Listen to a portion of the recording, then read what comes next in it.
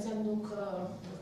մոտավորապես մեջբերեք դրական գնահատեցիք Թուրքիայի հետ առևտրաշրջանառությունը, արդյոք դրական է գնահատում նաև Ադրբեջանից այստեղ Հայաստաններն ու ֆլոտ բենզինը, ռուսական գազավական ցորենը եւ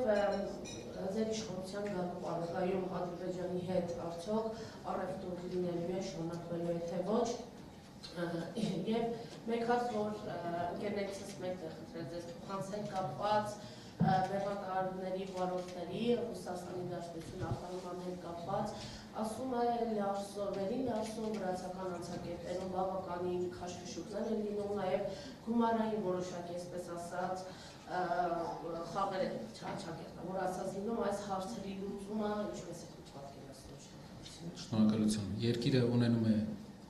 երկրի վարչապետ եւ էկոնոմիկայի նախարար, ոչ միայն նրա համար, որ նստեն եւ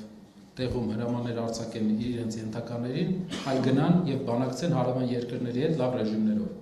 Շատ կարևոր է երկրի վարչապետի որպես տնտեսական բանակցող ով լինելը։ Եթե երկրի վարչապետը ճիշտ հնարավորություն ունենա բանակցի հարևան երկրների հետ,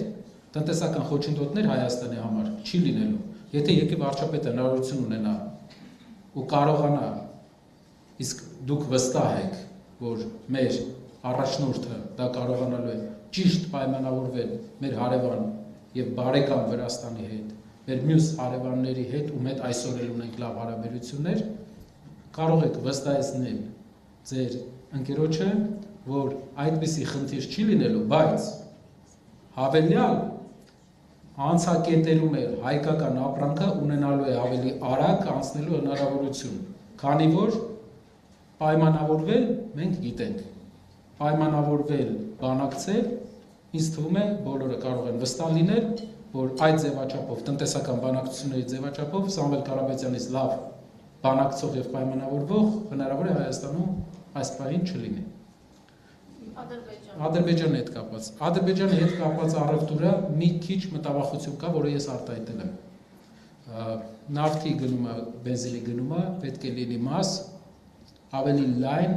ավելի շրջանակային պայմանավորվածության հայ-ադրբեջանական տնտեսական եւ մյուս հարաբերությունների կարգավորման։ Մենք մեր հարաբերությունները ոչ միայն տնտեսական է, մենք ունենք առաջնային գերիների հարց, առաջնային մեր հայրենիքի այն մարդկանց, ովքեր ցանկանում են վերադառնալ իրենց հայրենիք, իրենց անվտանգության մասը, հասկանում եք ում մասին է խոսքը։ Կան հարցեր Ադրբեջանի հետ։ Նավթը, գազը հնարավոր է իրար հետ աշխատել միայն այն պարագայում, եթե հայկական ապրանքն էլ գնալու է Ադրբեջանում։ Իրենք կառնեն մեր ապրանքը նույն քանակությամբ։ Եթե կառնեն, ուրախությամբ կարելի է այո, ինչ է։ Ցանկի փոխանակ։ Ուրեմն անդրադառնամ այդ ցանկին։ Ցանկի մեջ նշվում էր գյուղմթերք։ Արգելի հայրենակիցներ, Ադրբեջանը տարածաշրջանի ամենաէժան գյուղմթերք արտադրող երկրներից է։ Գազը շատ համարյա անվճար է այդ երկրում, երկու անգամ էժան է։ Երկրորդը Ադրբեջանային իմիջելով բան ֆոլգա, ալյումինի ֆոլգա են առաջարկում, կա իմիջելով Սումգայիթի գործարան ալյումինի, որը զբաղվում է ալյումինի ֆոլգայի, այս պարագայում, այս պահին ալյումինի ֆոլգայի արտադրության պլանավորմամբ, իմիջելով հայտարարել են իրենք։ Ադրբեջանը ալյումին արտադրող մեծ երկիր է, իսկ մեր արտադրողականությունը Արմենիայում այսօրվանից կարող աճի մոտավորապես մաքսիմում 5-10 միլիոն դոլարի, մաքսիմում։ Երրորդ էլ ինչ էինք արտահանում, էլ ինչ էին ասել։ Կոնյակի հումք, ոչ թե կոնյակ, իսկ ինչ է դա նշանակում, որ դուք հումքը վաճառում ես հարևան երկրին, իսկ նա այդ հումքով հնարավորություն է ստանում Աղդամում օրինակ, գիտեք որ այնտեղ ժամանակին եղել է կոնյակի գործարան, Աղդամում լցնել կոնյակ։ Հայաստանի այն ինչ որ իրենք առաջարկել են, դա տնտեսական առումով ինքնարժեքների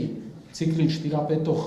մարդը միայն կարող է հավատալ, որ Ադրբեջանը մեզանից առնելու է գյուղմթերք, ասենք լոլիկը առնելու Ադրբեջանը Հայաստանից, ամբողջ տարածաշրջանը Ադրբեջանն է մատակարարում։ Կամ ընտանիք կենտրոններ կան։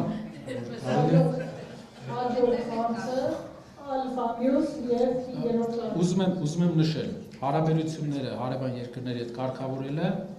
արմատական նշանակություն ունի մեզ համար։ բայց այդ հարաբերությունների շրջանակներում միակողմանիությունը մեզ դուրս չի գալիս։ Մեզ դուրս չի գալիս, որ մենք առնում ենք միշտ, մենք տալիս ենք միշտ եւ չկա մյուս կողմը։ Դա է հարցը։ Շնորհակալություն։ Պարոն Կարապետյան, երկու հարց, որոնց